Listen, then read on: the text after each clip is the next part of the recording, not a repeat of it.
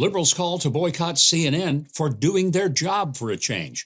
And Joe Biden spreads lies about California gas prices. Will the media fact checkers do their job? Spoiler alert, they won't. Hello, I'm Mike Huckabee. It's October 20th, and this is The Breakdown. I hate to pile on the bad news for Democrats. Okay, I don't really mind it at all. But this one might make steam shoot out of their ears, and that's always funny. Well, a new survey by the Center for American Political Studies, CAPS, at Harvard University, ranked the favorability ratings of prominent political figures with the public. The person with the highest approval of all, at +6, is Florida Governor Ron DeSantis.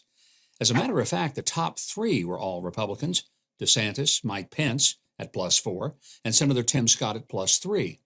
After that came Donald Trump, Bernie Sanders, and Ted Cruz, all tied even in favorability and unfavorability at 0. Joe Biden was down the list at -8, Kamala Harris -10, Hillary Clinton at -13, and ouch, Nancy Pelosi and Mitch McConnell were tied for last at -22. If you wonder why Americans are so fed up with their politicians, and particularly Democrats, maybe, just maybe, it's because of how out of touch they seem to be. Are you concerned about, just one more economic one, are you concerned about the strength of the dollar right now? I'm not concerned about the strength of the dollar. I'm concerned about the rest of the world. Does that make sense? Can you explain that? Yes. Our economy is strong as hell. Yeah, sure, Joe. Technically in a recession, 100% chance we'll be in a deep recession next year, according to Bloomberg.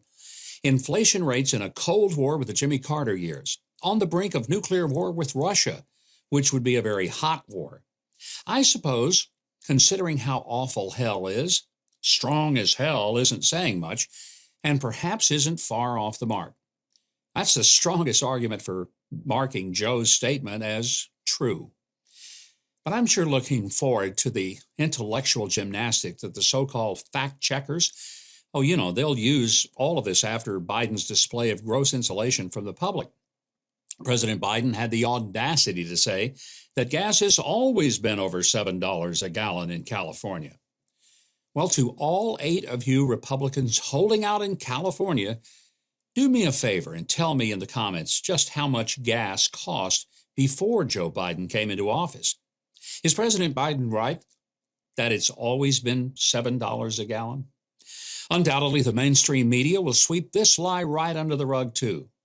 It's a somewhat tired comparison to make by now, but I'm going to make it anyway. You know that if Trump had said this under similar economic conditions, his insensitivity and bigotry toward the struggling working class would have been covered in every media outlet for the rest of eternity. They are, after all, just another arm of the Democratic Party. This fact is put fully on display when the media actually does let slip an inconvenient truth, and Democrats react, mouths a-foaming.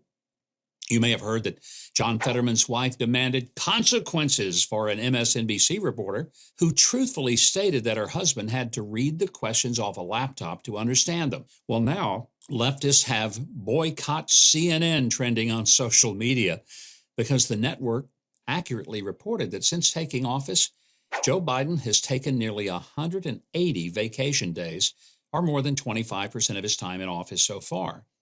And that's more time than Donald Trump took. How dare CNN commit actual journalism? It's as if they're trying to be honest. We can't have that. As AOC put it, it's more important to be morally right, whatever she decides that means, than it is to be factual. The left is accusing CNN of comparing days when Biden was actually working, but just away from the White House, to days when Trump was just playing golf and doing nothing.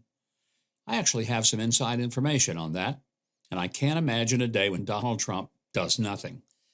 Frankly, he works so much, he exhausts his much younger staffers. Now, to be fair, Joe Biden also exhausts his young staffers, but that's because they're having to constantly prop him up. Fact is, Trump went away to Mar-a-Lago so often because he didn't like being in Washington, where he was evidently surrounded by enemies working to undermine him. But it was more like a Florida White House, not just a vacation home. And where did they ever get the idea that President Biden is working when he takes all those vacation days. Don't get me wrong, I'm not criticizing Biden for taking days off. In fact, if he wants to take every day off from now until January 2025, a grateful nation would thank him. That is, as long as he takes Kamala and Pelosi with him. Well, thanks for watching, and if you enjoyed this video, I hope you'll consider leaving a like.